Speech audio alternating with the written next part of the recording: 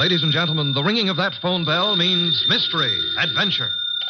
Nero Wolfe's office, Archie Goodwin speaking. Mr. Wolfe? No, he isn't. Huh? Oh, well.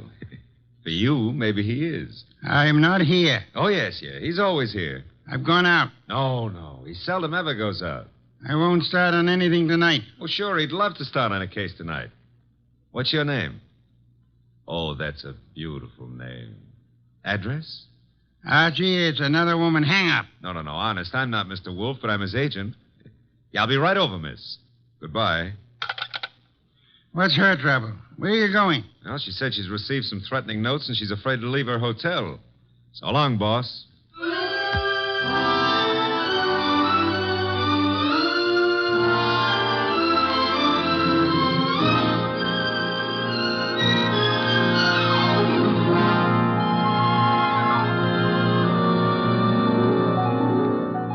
Ladies and gentlemen, it's that genius who is the bulkiest, balkiest, most ponderous, and most brilliant detective in the world.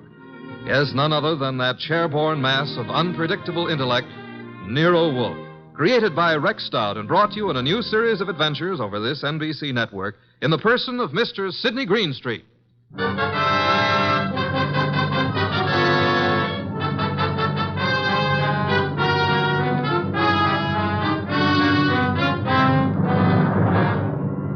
We prefer to call tonight's story the case of the vanishing shells.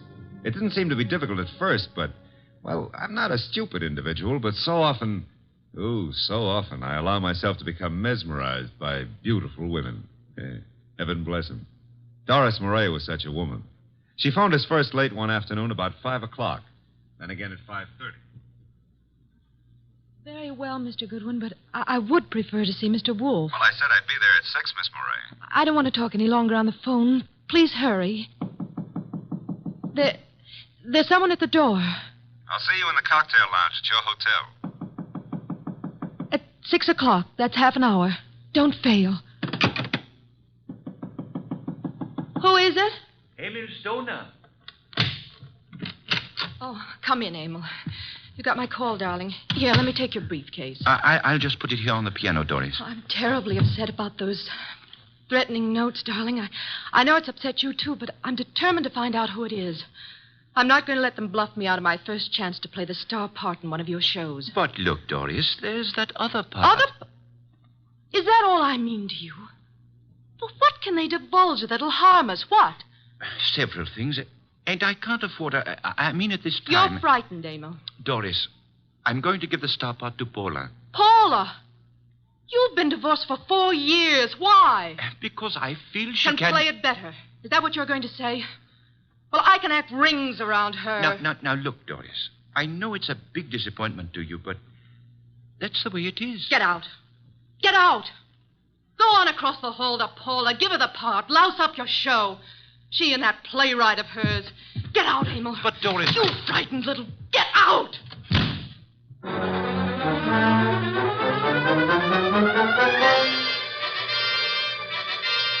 I believe, Mr. Wolfe, you're making a great mistake in not coming along. Indeed. I'm sure that what attracts you could not possibly be of interest to me. The gal needs help. Money is money.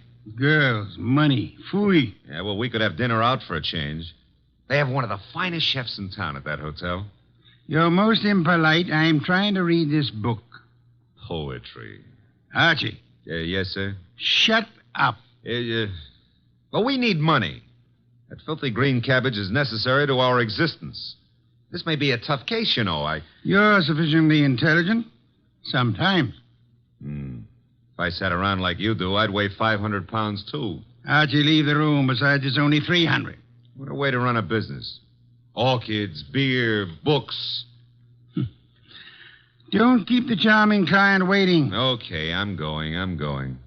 And always remember there is a telephone.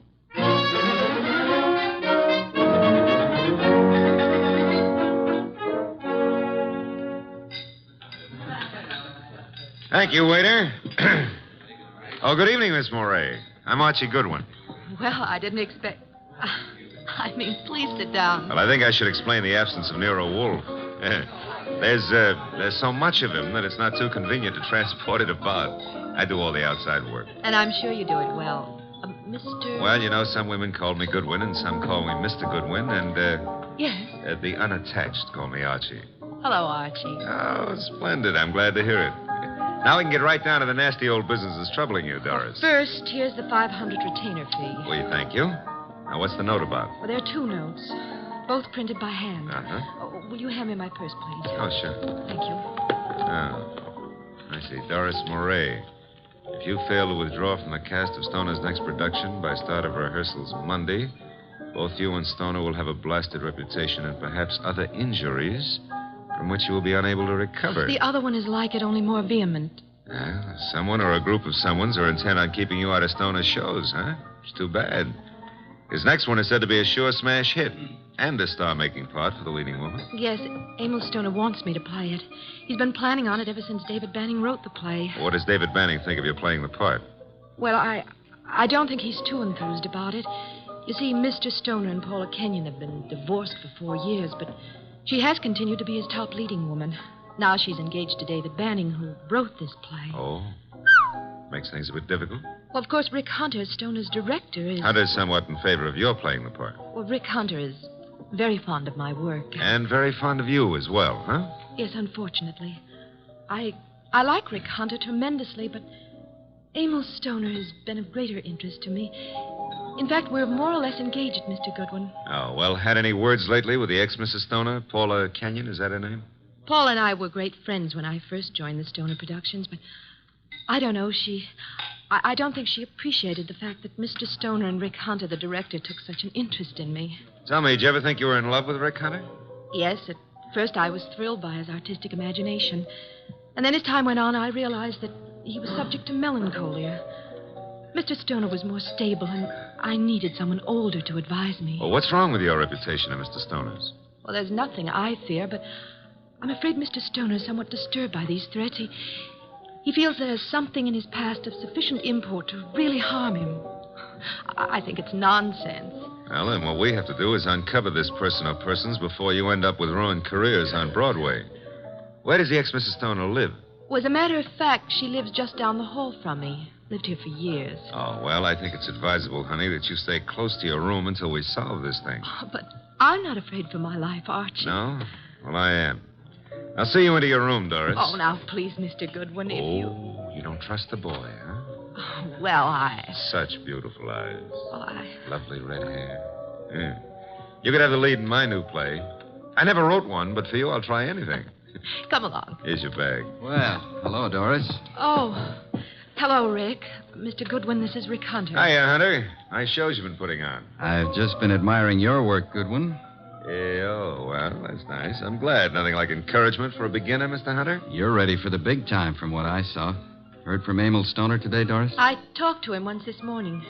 Have you been sitting in the cocktail lounge all afternoon? Yeah. That I have, honey. I want to see you play that lead, baby. And I think I just about got it all settled. Dreaming about it won't settle it. Liquor never accomplished anything in itself, Rick. Come on, Mr. Goodwin. He's a very jealous man, Doris. In fact, right now, I can feel his thoughts piercing me between the shoulder blades. Oh, excuse me. Here's a phone booth.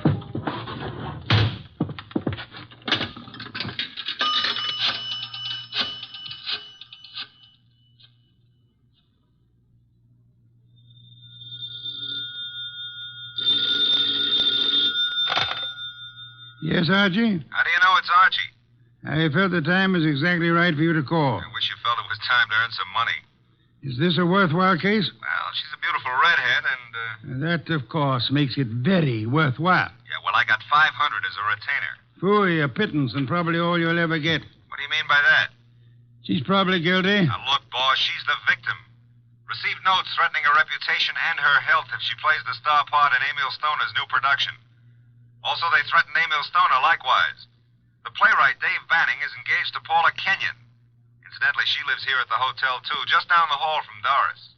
I remember her. And the playwright wants Paula Kenyon to play the part. Well, Archie, you have only the beginning. It is probably too late to prevent whatever is going to happen. Like what, for instance? Have you found a body yet? Call me after you find the body. What body? There's no body. But there will be, Archie. There's always a body where you're concerned. Either a body beautiful or a dead one. Right?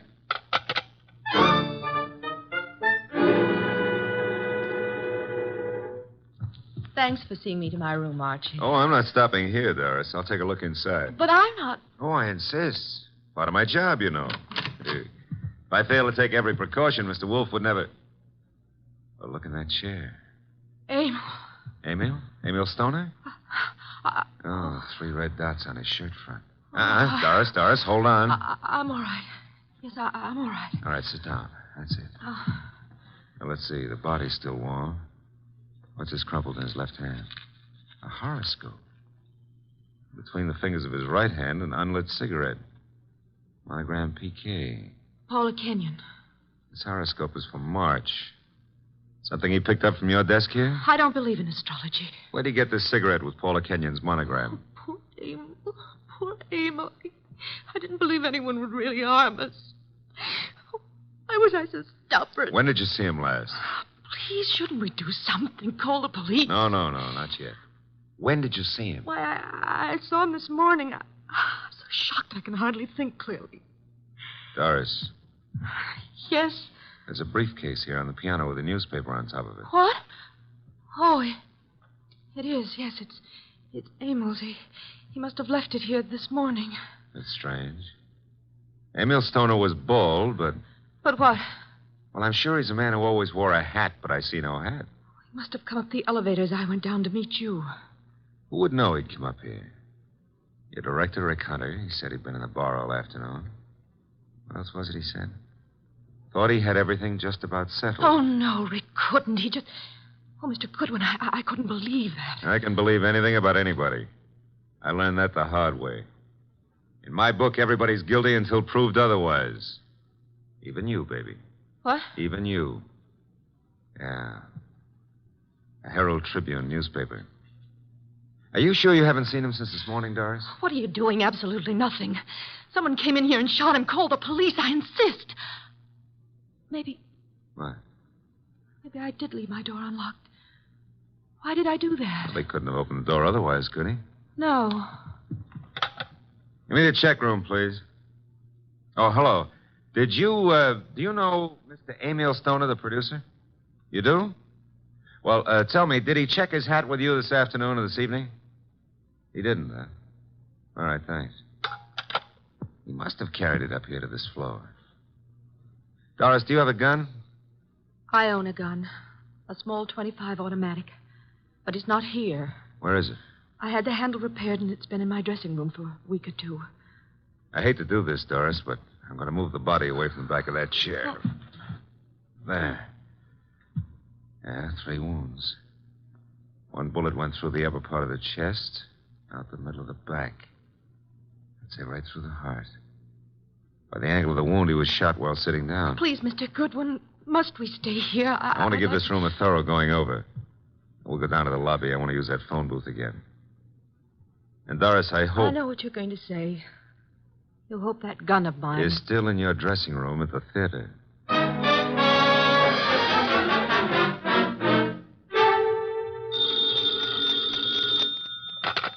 Nero Wolfe speaking. Oh, Mr. Wolfe, may I have your autograph? I'm taking a correspondence course on how to be a detective, and I think you're a wizard.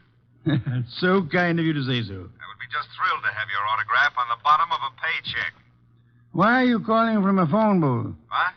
Who said I was? It's obvious. There's no room tone reverberation. Well, you shouldn't have to ask. You know everything before it happens. You found the body then. Happened just before you got there. Oh, now, look, I took the girl up to her room to be sure it was safe for her to go in, and... Okay. And there, sitting in a big leather chair, was Emil Stoner. Shot 3 times with a small caliber gun, dead about an hour. 1 shot went through the body from the upper part of the chest to the middle of back. Therefore, he was shot while sitting down. The killer was standing, huh? I'm listening. Oh. Well, his left hand was clutching a horoscope folder, and between the index and second finger of the right hand was an unlit cigarette with a monogram on it, PK. Emil Stoner is bald, but there was no hat in the room. However, on the piano was his briefcase, and on top of it, a 4 o'clock afternoon edition of the Herald Tribune. Better look in the briefcase, Archie. No weapon? No weapon. But Doris Murray says she owns a .25 caliber automatic, and it's in her dressing room at the theater. Also, she claims she hadn't seen Stoner since this morning. You found no empty shells about the floor? None. What did you do with the bullet? What bullet? The one which passed through his chest and lodged in the back of the leather chair. Are you there? Boss, I'm a very stupid fella. Stop bragging. The bullet. Boss, there ain't no hole in the back of that chair. I just realized it. Maybe he was standing up. Then the killer must have been on stilts. Archie, let us pretend, only pretend, that you're very observant. Now proceed to Paula Kenyon's apartment, just down the hall, you said, and see what she knows without divulging the fact that Stoner is dead. And look sharp. My gears must be slipping. Archie, do you know what great event will be celebrated tomorrow? Yeah, my birthday. What'd you get me? Cuthbert's correspondence detective course in 4 easy lessons. Bye.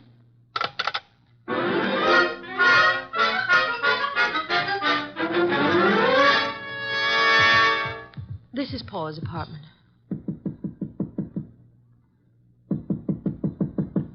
No answer. Let's see if it's open.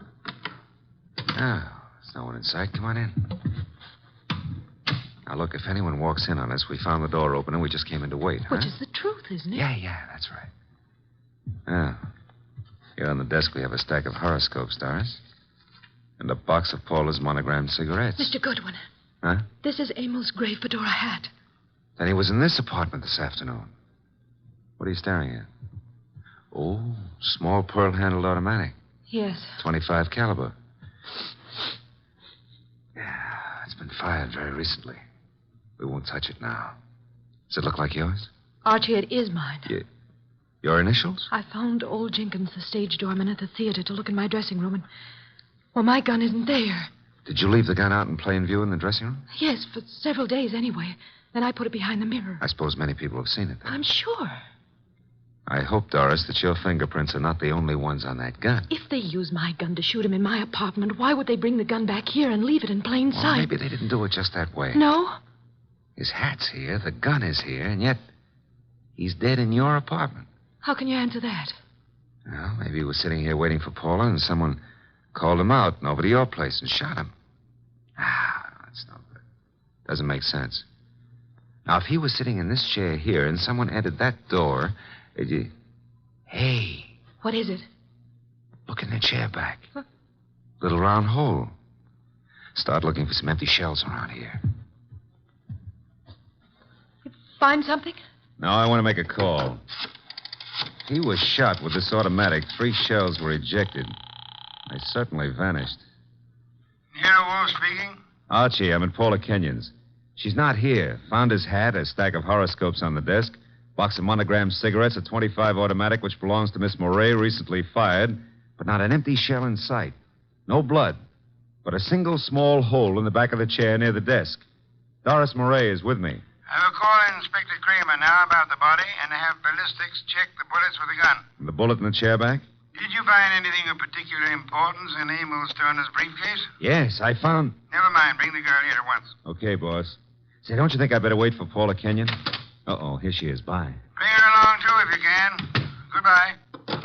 Hello, Paula. Well, Doris, what are you doing here? I wasn't aware that I left the door unlocked. Seems to be contagious this evening. I left mine unlocked, too. Hello, Dave. Miss Kenyon, Mr. Goodwin. Hello, Doris. Hello.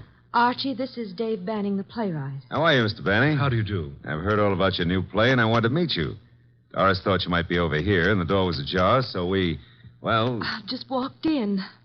I hope you don't mind, Paula. Certainly not. I'm used to people just walking in. We were here a while ago and went down to the cocktail lounge for a while. When does the play open, or have you cast it yet? Mr. Stoner handles that part of it. Are you a prospective investor, Goodwin? Oh, I've had a number of flings in the business. Matter of fact, I expect to see Mr. Stoner tonight. You do? Tonight? Here? I don't understand. What's this fencing all about? Doris, you're not just visiting me. We've hardly spoken for... Oh, Is that your gun, Miss Kenyon? it's yours, Doris. Yes, that's right, Paula. It was in my dressing room. When'd you see Mr. Stoner last? But I haven't seen him today. I had lunch with him. Why? What hat did he wear at lunchtime, Mr. Banning? Why, the gray fedora. How did it get here? That's Emil's. What is this? What are you two doing here? Where is Emil? Come on, cut out the melodramatics. Mr. Stoner is dead. He's what? Paula. And without any further explanation, I shall have to ask you to accompany me downtown. Police? If you will, please.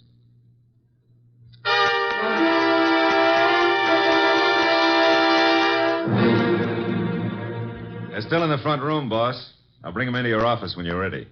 Yes, Archie. I'm sure they're all anxious to talk. They've been sitting there for an hour now. Maybe we ought to make some sort of explanation to them, huh? Why? This sort of technique should work very well in this particular instance. Yeah, but I don't know about that director, Rick Hunter. He may be difficult. Does anyone know that you found the completed and signed contract in the briefcase? No one. Mm-hmm. Good. Now we have the threat notes, the contract, the afternoon newspaper, the briefcase, the fedora hat, the gun, no ejected shells, the horoscope, the cigarette, and the 2 chairs. One with a small hole in it. Come in. Ah, Inspector Kramer at last. What have you? Well, we covered every inch of that place and didn't find a single empty shell. There were 2 bullets in the body and the one that passed through him into the chair back in Paula Kenyon's place. They were all 3 fired from Doris Murray's little automatic. Any fingerprints on the gun? None but Doris Murray's. Not unexpected, to say the least. The bullet that was lodged in the chair in Paula's place went through his heart. Now, he was apparently shot in her room, but... But how did he get into Doris Murray's place? I'll be able to explain that when we locate those 3 empty shells, Inspector. Bring our guest in, Archie. Come in, please. Ladies and gentlemen, Mr. Nero Wolfe. Miss Paula Kenyon. Hello. Miss Doris Murray. Hello, Mr. Rick Hunter, the director. How do you do? David Banning, the playwright. How do you do? Won't you be seated, please? May I present Inspector Kramer of Homicide? How do you do, Inspector? Mr. Wolfe has asked you here to give such details as you recall, which might be of assistance to him in the solution of the murder of Emil Stoner. Mr. Hunter, as the director, whom did you favor as the star of your next production? Why, Doris Murray. You have been deeply interested in Miss Murray, Hasn't done me much good. but you do love her. I do. And you are deeply interested in the progress of her career. I am, most assuredly. Did you know that Mr. Stoner had made out and signed a contract for a certain woman to play the lead in the new show? No. You knew that Doris Murray had a gun in her dressing room. Yes?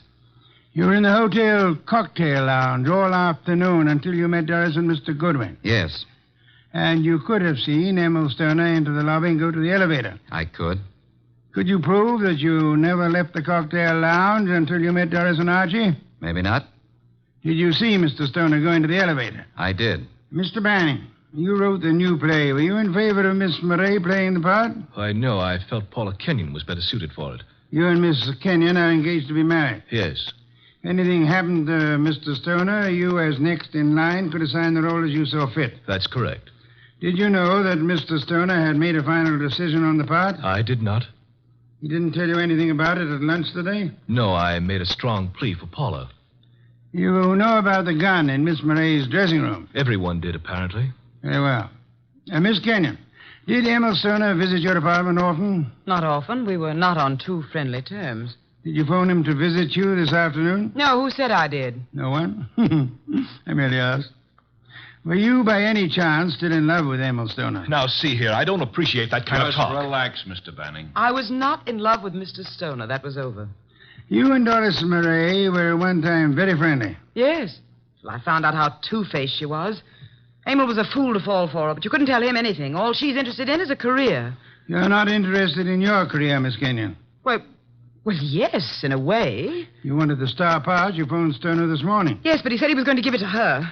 You knew about Doris's gun? No, I You didn't. recognized it immediately, boss. Well, yes, I knew. What if I did?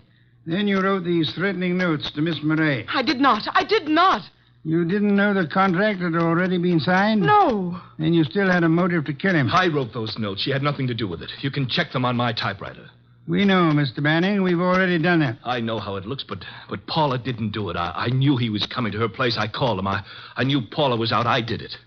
If so, what did you do with the ejected shell? I threw them away. How many? 3. Oh, no, David, please don't. I don't believe you, Mr. Banning. Miss Murray, did you know the contract had been made out and signed? No, You're lying, Miss Murray. You said you didn't see Stoner this afternoon. I didn't. You called him and asked him to visit you. You did get the threat notes, and they frightened you. But you didn't know they would frighten Stoner. I did not phone him, nor did I see him. Yes, you did. His briefcase was on the piano. And he was there in the late afternoon because he brought with him a 4 o'clock edition of the Herald Tribune. What if he was there? I didn't kill him. He told you then about his decision. He left holiday, forgot the briefcase, and went to Paula's apartment to wait for her. That's not true. That's not true. Filled with rage, you got your gun, which you said had disappeared from your dressing room, then calmly put it into your bag, walked across the hall, and shot him as he sat reading a horoscope. No. Archie, her handbag. Thank you. Notice, I run my finger through a hole in the corner. She fired through the bag. And see, 3 empty shells. No. And here's the contract made out to Paula Kenyon.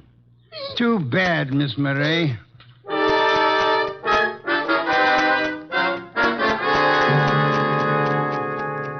Well, that's a good day's work, boss. Some beer, Archie. Right.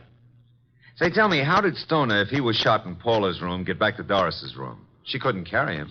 Oh, now, Archie, that's not too difficult. He walked. Shot through the heart? Impossible. That's a fallacy, Archie. Official medical records show that people have walked a block in such instances. No wonder Doris was so shocked when she saw him back in her room. The shooting took place after she called us, and it seemed unbelievable that anyone would leave the gun and not the ejected shells. Ergo, the gun must have been concealed when fired. Yeah. Paula would have no reason to do that, because she was in her own apartment. And these men are not the type who would have fired through their coats. And Doris, before she started down the hall, would naturally conceal the gun, huh? In her handbag. Where else? Boss, midnight.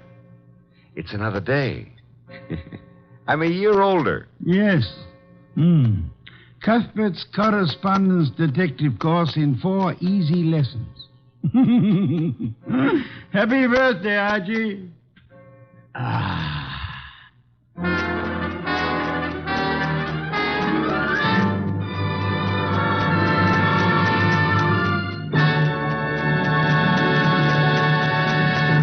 You have been listening to The New Adventures of Nero Wolfe, starring Sidney Greenstreet.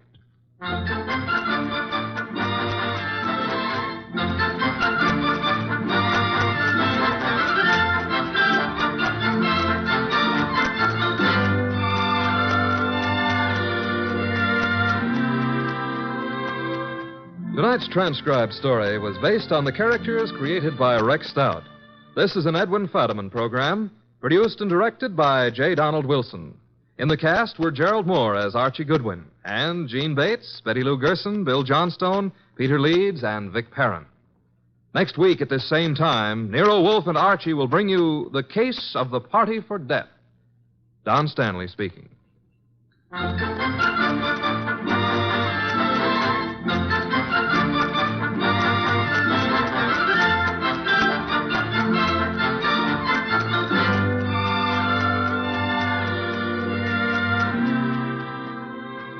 3 chimes mean good times on NBC.